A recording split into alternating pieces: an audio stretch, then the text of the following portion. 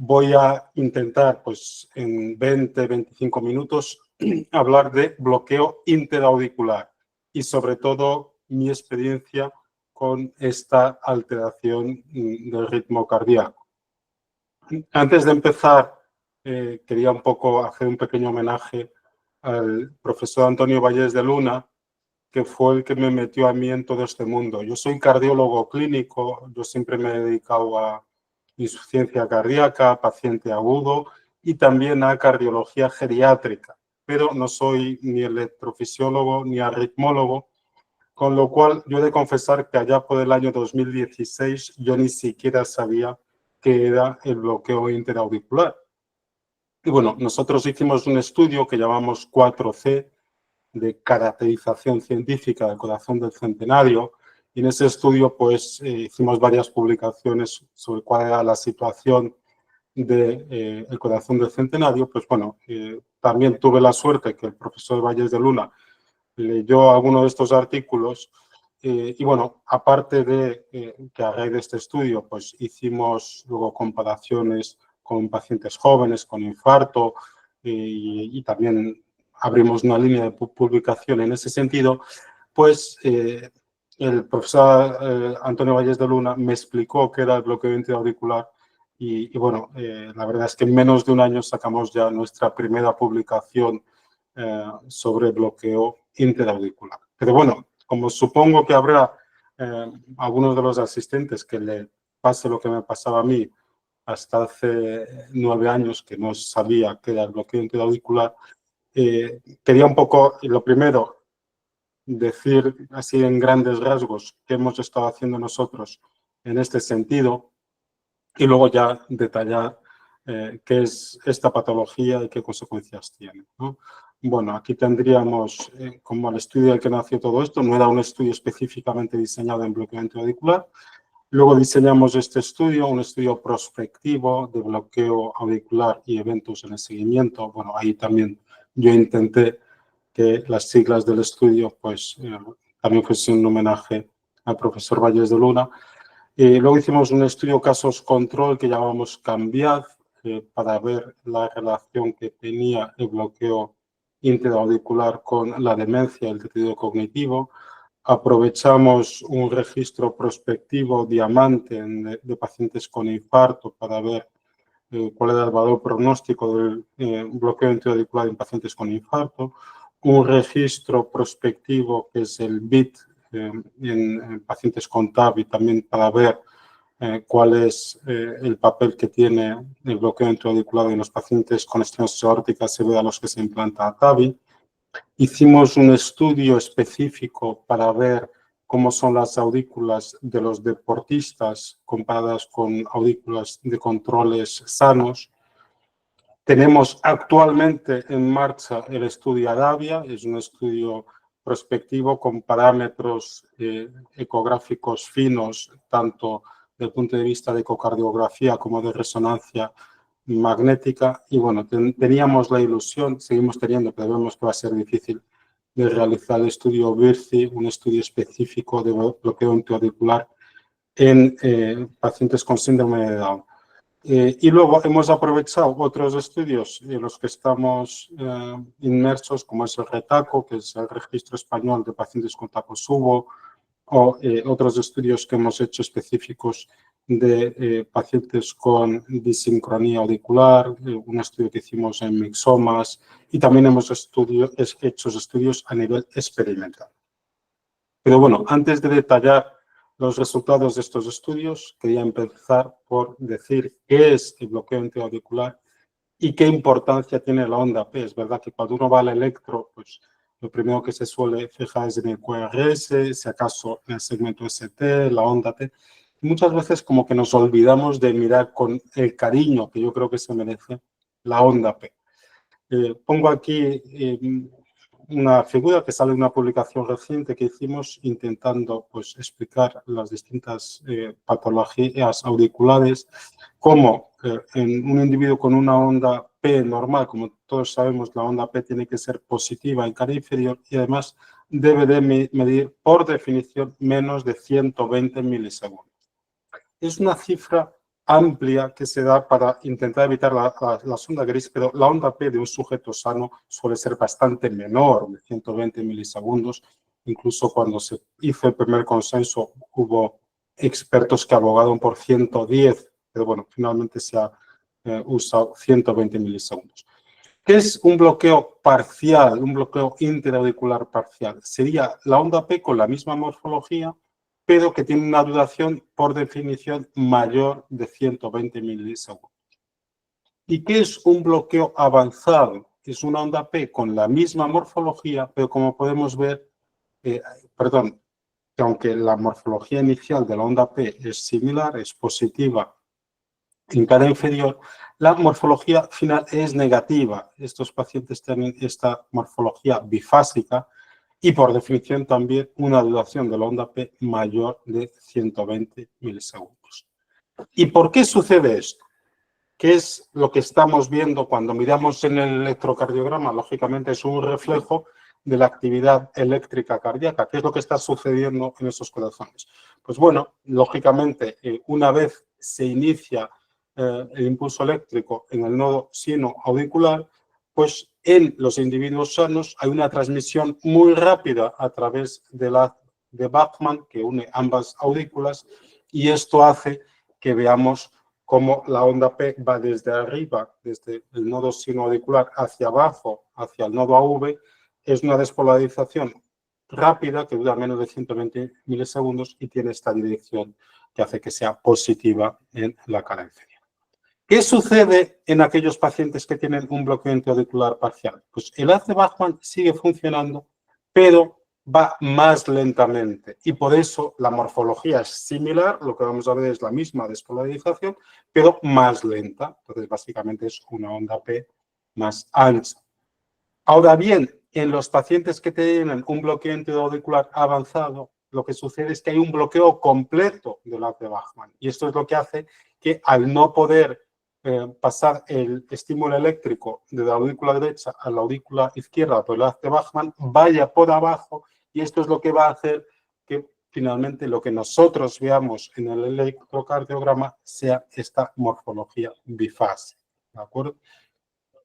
Es cierto que la mayoría de los pacientes tienen un bloqueo parcial o un bloqueo avanzado, pero también puede haber pacientes que tengan bloqueos transitorios de las de Bachmann, y algunos autores han intentado esto traducirlo en algo que sería parecido como cuando hacemos un bloqueo auriculoventricular de primer, segundo y tercer grado, algo similar, pues que el bloqueo parcial en algunos pacientes puede pasar en algunos momentos avanzado, y esto sería un bloqueo intraauricular intermitente. Pero esto no es muy frecuente, yo me voy a intentar centrar en las situaciones más frecuentes. ¿De acuerdo? Nosotros ya propusimos hace años que a la hora de cuantificar las alteraciones de la onda P, esto se puede hacer ya no solo desde el punto de vista cualitativo, onda P normal, bloqueo parcial, un bloqueo avanzado, sino darle un número, ¿no?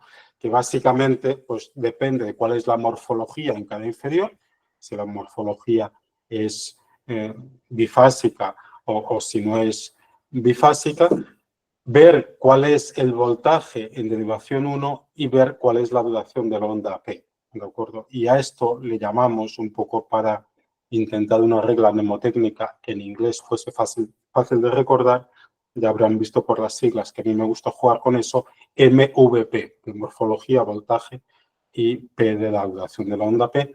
Y además hemos ido publicando en distintos estudios cómo este índice pues, es un índice de riesgo de desarrollo, sobre todo de fibrilación auricular. ¿De acuerdo? No voy a hablar de esto porque no me da tiempo, pero hay algunas pequeñas excepciones a todo esto, ¿no? Como tienen las referencias en la presentación, si alguien quiere. Pero bueno, que puede haber pacientes que puedan tener, por ejemplo, una onda P menor de 120 milisegundos, pero que sea bifásica. Entonces, también hay bloqueos intraauriculares avanzados atípicos, y esto, pues bueno, lo describimos por primera vez en la Revista Española de Cardiología en el año 2021, aunque ya habíamos atisbado su presencia del año 2018. Pero insisto, me voy a centrar en las situaciones más frecuentes porque si no simplificamos, en media hora sería imposible abordar un tema tan extenso. Entonces, resumiendo lo que hemos visto aquí, onda P normal, bloqueo parcial y bloqueo avanzado. Yo creo que cualquier cardiólogo, yo diría incluso que cualquier médico, debería de ser capaz de identificar en un vistazo rápido de un electrocardiograma estas alteraciones. ¿De acuerdo? ¿Qué es lo que denominamos síndrome de Bayes? Esta fue una denominación de quien primero creó esta denominación fue el profesor Baranchuk, que es actualmente el presidente de la Sociedad Interamericana de Cardiología. Él es argentino, pero trabaja en Canadá. Él sí es electrofisiólogo y lleva mucho más tiempo que yo dedicado a este tema. Y bueno, él tuvo la intuición, también tiene especial cariño por el profesor Bayes de Luna, de denominar el síndrome de Bayes serían pacientes que tienen un bloqueo avanzado, pero de los que ya tenemos constancia que han desarrollado en algún momento fibrilación auricular. Fibrilación auricular o flutter o algún tipo de arritmia auricular, pero casi todos son fibrilación auricular y esto sería el síndrome de Bayes. ¿De acuerdo? Con esto ya terminamos la denominación que yo creo que todos debemos convencer. Bloqueo parcial, bloqueo avanzado y bloqueo avanzado con constancia de que el paciente ha desarrollado en algún momento fibrilación auricular u otra arritmia auricular, síndrome de Bayes.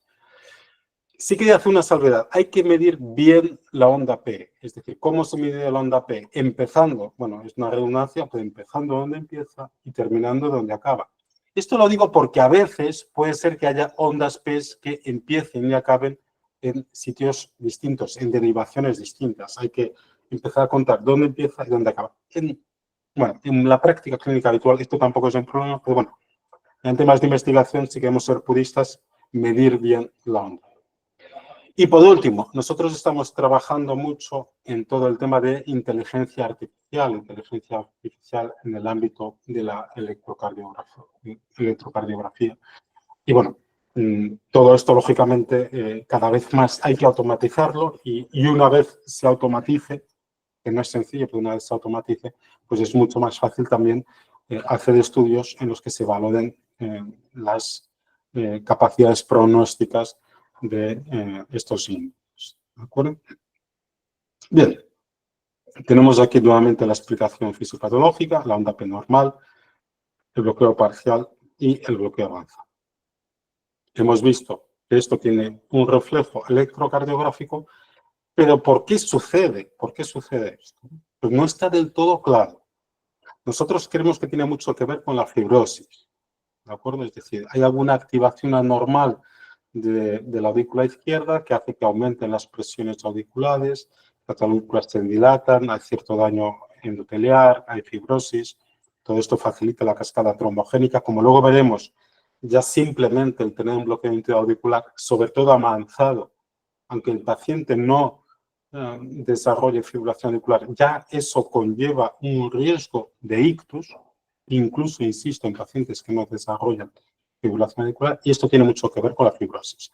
Y de hecho, como luego veremos, el bloqueo intraauricular es una patología típica de los ancianos. Es muy raro en sujetos jóvenes, salvo que tengan alguna cardiopatía, alguna valvulopatía, el ver un bloqueo interauricular. Y bueno, en su día publicamos 2 artículos un poco intentando explicar qué es lo que sucede desde el punto de vista fisiopatológico. Pero además, creemos que esto tiene mucho que ver con la asincronía. Pues igual que hay asincronía ventricular, igual que eso ya está implementado en la práctica clínica, el tener los llamados resincronizadores, que básicamente, o la estimulación fisiológica, que básicamente trata de corregir la sincronía ventricular, pues también existe asincronía auricular. Y nosotros hemos visto cómo existe una correlación clara entre esta asincronía o disincronía auricular y la presencia de bloqueo interauricular y de la duración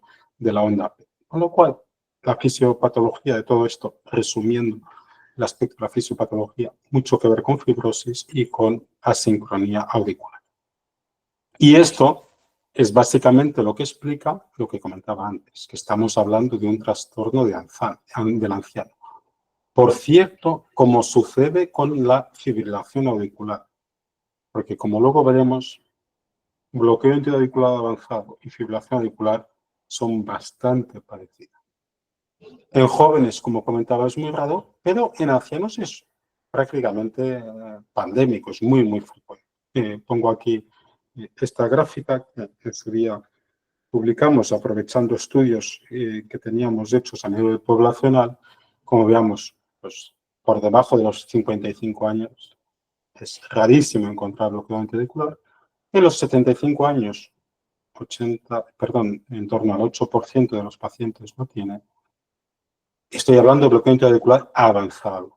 El parcial tiene menos consecuencias clínicas y es mucho más frecuente. Pero el avanzado, que es el que más nos debería preocupar, en torno al 8% de los pacientes de 75 años. Y si nos vamos a centenarios, que como digo es donde empezamos nosotros a estudiar esto, pues más del 25% de los centenarios tienen bloqueo interauricular. De hecho, esta es la publicación inicial que hicimos, en centenarios, el estudio 4C, que es las barritas estas en azul oscuro, como pueden ver, pues pasaba que prácticamente solo un cuarto de los centenarios tienen una onda P normal. Había en torno a un cuarto, un poquito menos, con bloqueo parcial, en torno a un cuarto, un poquito más, con bloqueo avanzado, y en torno a un cuarto con fibrilación auricular. Bueno, fibrilación auricular flutter, pero casi todos eran fibrilación auricular. Es decir, que en edades extremas, pues un cuarto P normal, un cuarto parcial, un cuarto avanzado, un cuarto fibrilación auricular. Bien, ¿por qué nos debería preocupar el bloqueo intraauricular, sobre todo el avanzado? Porque conlleva un riesgo elevado de desarrollar fibrilación auricular, pero también un riesgo elevado de desarrollar ictus, como digo, en parte porque el paciente desarrolla fibrilación auricular, pero incluso en pacientes que no desarrollan fibrilación auricular. Y esto tiene mucho que ver, como hemos dicho antes también, pues, con la fibrosis, con estos estadios en los que existe hipercoagulabilidad debido a la disfunción endotelial, dilatación de las aurículas, éstasis, etc. Por lo tanto, existen pacientes que tienen un riesgo elevado de tener un ictus simplemente por el hecho de tener el bloqueo interauricular. Y dentro de ellos hay algunos que nos deban preocupar más aún. Pues bueno, cuanto más ancha es la P, mayor riesgo. Hemos dicho, a partir de 120, si a esta morfología bifásica ya se considera avanzado. Pues claro, hay pacientes que tienen 130, 140, 150, incluso más de 160 de duración de la onda P. Pues mayor riesgo de ictus. Si ya existe alguna cardiopatía estructural. ¿De acuerdo? Si son pacientes que tengan extrasistolia supraventricular demostrada frecuente o pacientes que ya se haya visto que hacen rachas de fibrilación auricular o de taquicardias auriculares. Y también pacientes en los que tengan un índice de Child-Pulse elevado. Lo digo porque a nosotros nos gustaría, aunque no sé si lo conseguiremos, en algún momento hacer un ensayo clínico que valore el posible beneficio de la anticoagulación en pacientes con bloqueo intraauricular avanzado o al menos en algunos pacientes con bloqueo intraauricular avanzado. Bueno, algunos de los estudios que hemos publicado mostrando cómo el VIA se asocia a la fibrilación auricular y bueno, no solo a la fibrilación auricular, sino también al riesgo de desarrollar ictus. ¿De acuerdo? Es lo que vemos en estas gráficas, como el tener un bloqueo y siempre, como digo, fíjense que la curva que se suele destacar más es la del bloqueo avanzado, pues mucho mayor riesgo de ictus que aquellos pacientes que tienen una onda P normal o que tienen un bloqueo parcial. O sea, lo que de verdad debería preocupar es el bloqueo avanzado. Y nuevamente aquí ver cómo está asociado este riesgo de fibrilación auricular o ictus. ¿De acuerdo? Ahora bien, y esto es lo que quería destacar, E incluso en pacientes en los que no se produce el desarrollo de fibrilación auricular, sigue existiendo un aumento del riesgo de ictus. Y nuevamente, esto es especialmente cierto en los pacientes con bloqueo avanzado. Bloqueo avanzado se asocia a ictus también en pacientes que no tengan fibrilación auricular, o por lo menos que no esté documentado que han desarrollado fibrilación auricular. Pero no solo eso, en múltiples poblaciones, como he dicho al principio, pues bueno, hemos aprovechado estudios en los que yo he estado involucrados en otras cardiopatías y hemos visto que se asocia también a la supervivencia, es decir, tener un bloqueo intraauricular y en concreto un bloqueo intraauricular avanzado, bueno, se asocia más bien a la mortalidad, pero impacta en la supervivencia. Vemos aquí en centenarios, onda P normal, bloqueo parcial y bloqueo intraauricular y lógicamente se asocia también a la supervivencia o a la mortalidad el desarrollo de fibrilación auricular. Y bueno, pacientes con infarto, onda P normal, bloqueo parcial, bloqueo avanzado. Habitualmente el parcial va a estar entre la onda P normal y el avanzado. Pacientes con Takotsubo, pacientes con bloqueo intraauricular avanzado, con mayor mortalidad que el resto de los pacientes. Y también en los pacientes con TAVI. Bloqueo avanzado que vemos en verde, pues es la curva con mayor mortalidad. Es decir, no solo es que se asocia a fibrilación auricular, no solo es que se asocia a ictus, también se asocia al pronóstico de los pacientes. Y en esto sí fuimos pioneros porque no se había descrito previamente. Vimos que el bloqueo está asociado al deterioro cognitivo. Y esto, como he dicho antes, lo hemos visto tanto en estudios prospectivos como en estudios casos control. Y nuevamente, pues vemos esta graduación, pacientes, el porcentaje de pacientes que tienen deterioro cognitivo, pues basalmente, eso de un estudio que realizamos en individuos con más de 75 años, pues en torno al 8% cuando es un paciente con una onda P normal, pues ya nos vamos en torno al 12% en aquellos pacientes que tienen bloqueo parcial, pero en los pacientes con bloqueo avanzado, pues el 16% presentaban basalmente o los 6 meses de cuando empezamos el estudio, datos de deterioro cognitivo. Y como podemos ver, a medida que va pasando el tiempo, pues estas diferencias incluso van a aumentar. ¿De acuerdo? ¿Por qué hicimos este estudio? Porque en el estudio que hicimos en el 4C vimos esta escalerita, ¿no? Cómo iba aumentando el porcentaje de centenarios que tienen demencia, pues respecto a la onda P normal, bloqueo parcial, bloqueo avanzado y aquellos que ya tenían fibrilación auricular fluida. ¿De acuerdo? De hecho, nosotros lo que hemos visto es que tanto bloqueo parcial pues casi duplica el riesgo de deterioro cognitivo y en el caso del avanzado, pues casi 3 veces más de riesgo de deterioro cognitivo con incluso mayor significación estadística, ¿no? Es un poco esto lo que he comentado, pero no solo eso, sino que a medida que se va ensanchando la onda P, es lo que decía antes, no debemos quedarnos solo en el aspecto cualitativo, parcial, avanzado. Dentro de los avanzados, cuanto más ancha sea la onda P, mayor riesgo de deterioro cognitivo, que es lo que vemos aquí. Y además, el incorporar este score MVP, el comodín, lo que hace básicamente es cuantificar la alteración electrocardiográfica de la onda P, también somos capaces de predecir el riesgo de deterioro cognitivo. Por lo tanto, un poco por cerrar lo que hemos visto hasta ahora, el bloqueo intraauricular avanzado parece bastante la fibrilación auricular, ¿de acuerdo? Ahora bien, cuando empezamos a estudiar estos temas, vimos que había bastante confusión en la literatura entre lo que era el bloqueo avanzado y la dilatación de la aurícula izquierda, ¿de acuerdo? Porque es cierto que hay muchos pacientes que pueden tener ambas cosas. Hay pacientes que tienen dilatación de aurícula izquierda y bloqueo avanzado. Pero pueden existir cada uno sin que exista el otro. Un paciente puede tener bloqueo avanzado con una aurícula no dilatada. Un paciente puede tener una aurícula dilatada sin bloqueo interauricular. Entonces, hemos estado un poco buscando cómo hacer esta diferencia. ¿De acuerdo? ¿Cómo empezamos a buscar esta diferencia? Lo primero, vamos a producir un bloqueo intraauricular avanzado instantáneo. Lógicamente, ahí no puede haber dilatación auricular, ¿de acuerdo? Esto, evidentemente, lo hicimos en cerdos, no en humanos, y entonces, bueno, lo que hicimos fue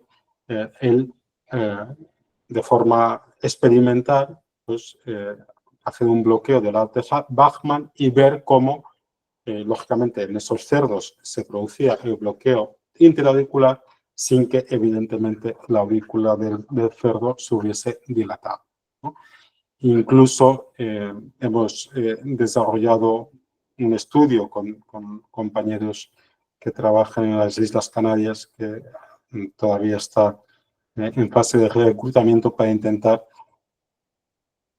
tener unos criterios electrocardiográficos que nos permitan diferenciar las dos situaciones, ¿de acuerdo?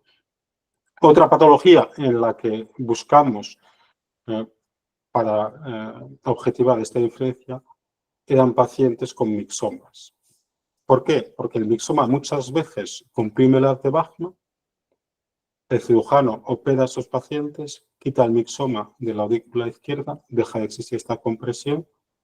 Lógicamente, con la aurícula izquierda, igual que había antes de la cirugía, y se quita el bloqueo interauricular, ¿de acuerdo? Y esto es lo que publicamos, ¿no? Pacientes que lógicamente tenían una onda P más ancha antes de la cirugía, que al operarse, pues se reducía la duración de la onda P. Fíjense que el 22% tenían un bloqueo interauricular antes de la cirugía y prácticamente en todos, menos en uno de los pacientes, se les normalizaba la duración de la onda P una vez les operaban. ¿De acuerdo? Y por último, nos quisimos ir a una población que ya se había descrito que tienen aurículas dilatadas, ¿de acuerdo? Que son los deportistas de alta competición. Eso ya se describió hace años, pues el deporte, probablemente pues, el deporte extremo, pues llega un momento que hace que haya una dilatación auricular. Pero claro, probablemente una dilatación auricular no relacionada con fibrosis, ¿no? Estamos hablando de deportistas y efectivamente lo que nosotros pudimos publicar es que había esta dilatación auricular, que de hecho era más frecuente en los deportistas que los controles, pero era una dilatación no relacionada con fibrosis. Esto lo que implicaba es que había pocos pacientes que tenían el bloqueo interauricular. Y un poco el mensaje que nosotros dimos es que es cierto que hay una diferencia estadísticamente significativa. Hay más dilatación de aurícula izquierda en deportistas que en controles, pero no hemos encontrado que haya más bloqueo interauricular en los deportistas que en los controles. Es decir, nuevamente intentando diferenciar dos situaciones que creemos que son distintas, insisto, aunque puedan coincidir. Y bueno, como comentaba al principio, hemos publicado hace año y medio, 2 años, este artículo que lo que intentamos es, de forma sencilla y explicada para todo tipo de médicos, no solo para cardiólogos, pues intentar poner un poco de luz en esta situación que yo creo que a veces hay mucho desconocimiento y a veces incluso en libros y en artículos se ve pues que se llama síndrome de Bayes a algo que no es síndrome de Bayes. Entonces, bueno, aclarando qué es el bloqueo interauricular, qué es el síndrome de Bayes, qué es la dilatación auricular y qué es lo que se ha dado a llamar el fallo, igual que hay fallo del ventrículo izquierdo o insuficiencia del ventrículo izquierdo, pues lo que sería el fallo auricular. ¿De acuerdo? Entonces, bueno, básicamente que son cosas distintas, todas ellas pueden conllevar fallo auricular, que sería el fallo auricular, pues cualquier situación en las cuales hay una disfunción eléctrica, anatómica, funcional de las aurículas. ¿De acuerdo? Voy terminando. Este es el estudio que estamos actualmente en la fase de seguimiento. El estudio acabó el reclutamiento, bueno, iba a acabar el 2024, pues se metió el COVID. Bueno, no se metió el COVID ya estaba desde el 20, pero bueno, con todo el COVID nos costó un poquito más reclutar a los pacientes y al final acabamos a principios de este año el reclutamiento y ya estamos en la fase de seguimiento y básicamente lo que hemos hecho es un estudio Ahí hemos seleccionado a ancianos, individuos con más de 75 años, pero solo hemos incluido los que tenían onda P normal o bloqueo interauricular avanzado. Es decir, hemos quitado el ruido del bloqueo interauricular parcial, que es una situación intermedia, y lo que estamos es siguiendo a estos pacientes. Les hemos hecho estudios de imagen avanzados y lo que queremos ver es si a medida que va pasando el tiempo, ellos con más frecuencia van a desarrollar fibrilación auricular o ictus. ¿De acuerdo? Y esta es lo que estamos haciendo, ¿no? Hay un subestudio que se hace también resonancia magnética y resonancia cerebral. Y bueno, todavía hemos publicado exclusivamente el diseño del estudio porque el estudio está en marcha. Y bueno, este era un proyecto en el que yo tenía algo de ilusión, pero bueno, lamentablemente en Europa al menos ahora es muy difícil conseguir financiación para estudiar pacientes con síndrome de Down, ¿no? Esto tiene mucho que ver con la situación pues, que tenemos, que lamentablemente muchos de estos niños con síndrome de Down pues, se están abortando cuando están en el vientre de sus madres, con lo cual pues, ya no hay como mucho interés en investigar en este tema.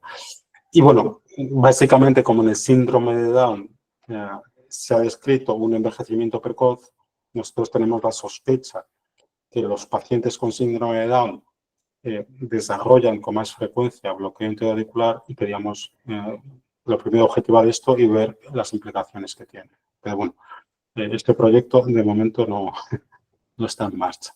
Bueno, si alguien lo quiere realizar en Colombia y podemos ayudar de alguna forma, encantados. Y bueno, este es un articulito que es un artículo más de filosofía que ya publicamos hace tiempo, hace 8 años o así. Y era un poco esta hipótesis que yo tengo y que comparto con el profesor Valles de Luna, el profesor Valles Genís, el doctor de Lusua y el profesor Baranchuk, que es que probablemente, no sé si todos, pero la mayoría de los pacientes con bloqueo interauricular avanzado deberían estar anticoagulados. Esto es algo que no podemos hacer. Nosotros, yo mismo, cuando detecto un paciente con bloqueo interauricular avanzado en la consulta, por muy ancha que sea la onda P, no le anticoagulo. He de confesar que como que soy muy activo buscando fibrilación auricular, le pido un Holter, etcétera, pero hoy por hoy pues no hay ningún ensayo clínico que haya demostrado ese beneficio. Mi sueño sería realizar este ensayo, ¿no? El Amiable, en este momento solo tiene el nombre, que sería el intentar valorar si los pacientes con bloqueo interauricular avanzado, o algunos de ellos, como puedan ser los pacientes que además tengan insuficiencia cardíaca, pues se benefician de un tratamiento anticoagulante. Y nada, si a alguien le interesa todo esto, pues simplemente decir que en 2 o 3 meses tendremos el libro que tengo el honor de editar, en el que hay varios autores de distintos países, que lo que trata es pues, dar como una guía completa, como indica su nombre, de lo que son las anomalías auriculares, ¿no? Entonces, bueno, ahí estaría todo esto descrito con detalle. Y además hemos querido hacer un libro práctico moderno, con lo cual también tiene sus capítulos de inteligencia artificial, análisis computacionales, etcétera, pero muy enfocado a la clínica. Como he dicho antes, yo soy cardiólogo clínico y, bueno, evidentemente que tiene sus capítulos de explicación electrofisiológica, etcétera, pero muy enfocado a, pues, a la práctica clínica yo diría, de cualquier médico, desde luego de cualquier cardiólogo. Y con esto termino. Bueno, serían un poco los mensajes que me gustaría dejar y, bueno, básicamente el primero yo creo que es el más importante. Es una patología muy geriátrica. Cualquiera que vea individuos de edad avanzada se va a enfrentar a ella. Sabemos que es un precursor de fibrilación auricular. Sabemos que se asocia con extrasistolia auricular. Sabemos que a medida que nos vayamos haciendo mayores, la posibilidad de que sigamos teniendo una onda P normal va bajando, que aumenta no solo el riesgo de fibrilación auricular, sino también el de ictus, deterioro cognitivo, incluso el de muerte. La fisiopatología no está del todo aclarada, pero bueno, tampoco está de la fibrilación auricular. Pero bueno, nosotros creemos que tiene mucho que ver la fibrosis. Creemos que hemos demostrado de forma fehaciente que esto es una entidad totalmente distinta a la dilatación auricular. Y bueno, nos quedaría un poco por aclarar y ojalá se pueda hacer o lo puedan hacer otros investigadores, qué papel tiene la anticoagulación en estos pacientes y también pues todo el papel de este envejecimiento o bien fisiológico o en el caso de los individuos con síndrome de Down acelerado, tanto en el desarrollo del bloqueo intraauricular, pero también de esta relación que hemos visto de bloqueo intraauricular y deterioro cognitivo. Y con esto termino. Espero que se haya escuchado todo bien y no haya habido problemas técnicos.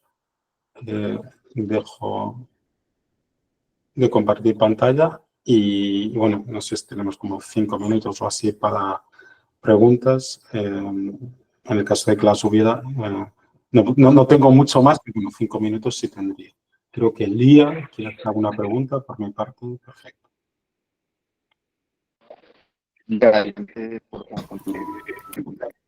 Hola, buenos días, doctor Martínez. Muchas gracias por aceptar la invitación. Mi nombre es Lía Mulet. Yo soy Fellow de Cardiología del programa de la Universidad de Antioquia de segundo año.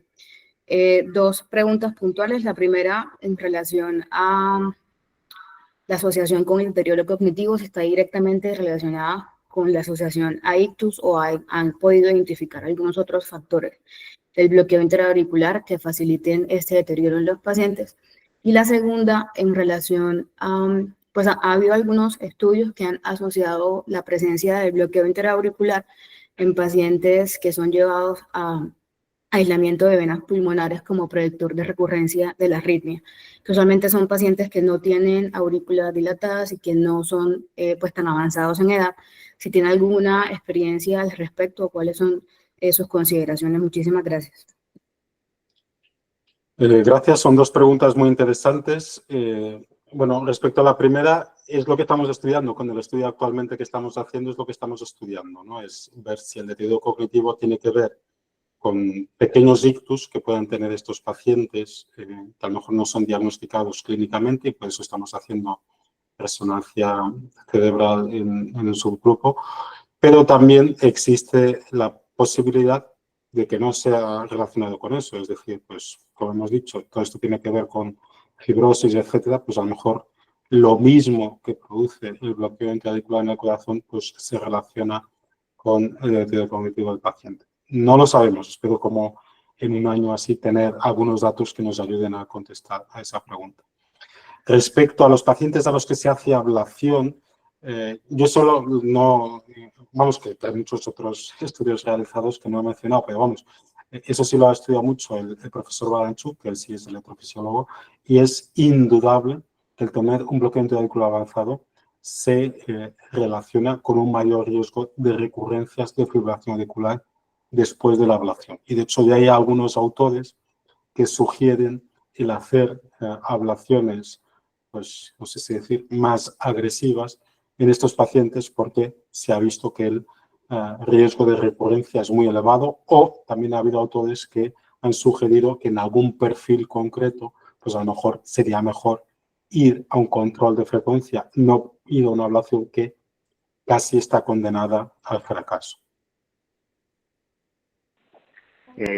Doctor, a continuación, una preguntita del doctor Carlos José. Él es uno de nuestros referentes pues, en educación en cardiología acá en la ciudad. Profe Carlos José, adelante con su pregunta. Muchísimas gracias, profesor Martínez. Inspiradora conferencia. ¿Ha tenido oportunidad de reflexionar sobre qué puede hacerse en el futuro para ofrecerles solución a estos pacientes? ¿Pensar en algún dispositivo, en alguna forma de corregir esa disfunción del Bassman?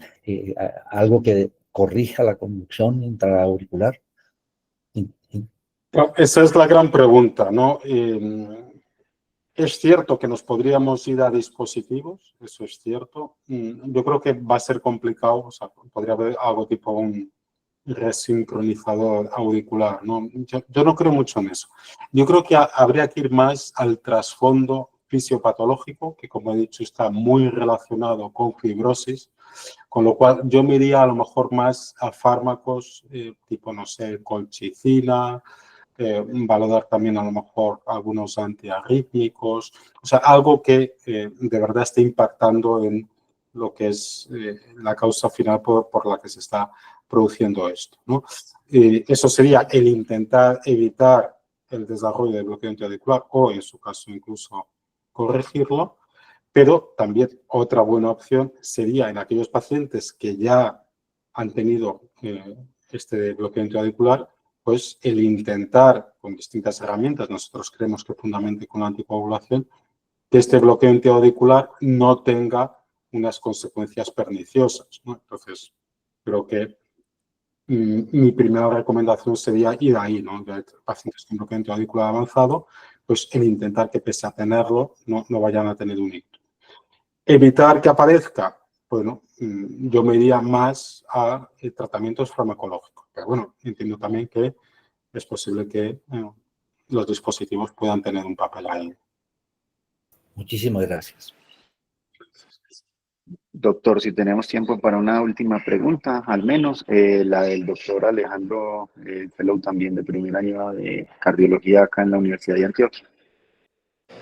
Buenos días, doctor. Doctor, una pregunta. Con base en los resultados del estudio Arcadia publicado el año pasado que evaluó anticoagulación en ACV criptogénico que posiblemente era cardioembólico en pacientes con atriopatía, solo que ellos la definieron electrocardiográficamente fue por la alteración de las fuerzas terminales, también por eco y también por niveles de péptidos. ¿Usted cree que refinando los criterios, específicamente con esos que usted mostró de los bloqueos interauriculares avanzados, se podría demostrar un beneficio principalmente en esos pacientes que hacen un ACV que parece que es cardioembólico y que uno en el electro pues, encuentra un bloqueo interauricular avanzado? Muchas gracias. Gracias, es una pregunta interesante. Yo creo que sí, pero no lo sabemos. De hecho, hay varios ensayos que han testeado el posible beneficio de la anticoagulación en distintos escenarios, en los que seguro que en estos escenarios hay pacientes que tienen bloqueo antiauricular avanzado, ¿no? Tanto lo que se ha mencionado de pacientes que tienen ya algún tipo de dato de daño auricular, como pacientes, por ejemplo, que hacen rachas de taquicardias supraventriculares que se detectan en los dispositivos, en los marcapasos o en los desfibriladores que tienen estos pacientes, ¿de acuerdo?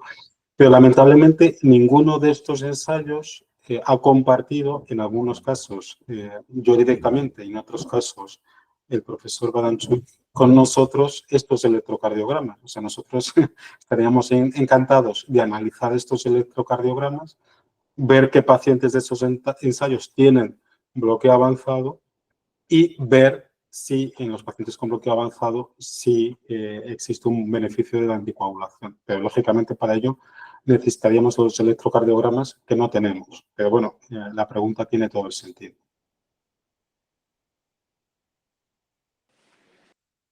Listo, bueno, no sé si queda alguna pregunta más, si damos por terminada la sesión. Espero que no, porque me tengo que incorporar a mis labores del hospital. Pero bueno, Claro. si queda alguna pregunta, o bien a través de David, o mi mail que está en PubMed, en cualquier sitio, pues me podéis escribir y nada, encantado de haber compartido con vosotros pues esta patología que a nosotros tanto nos gusta y tanto tiempo le hemos dedicado. Con lo cual, pues ha sido un placer. Muchas gracias, doctor Martínez Calles, por su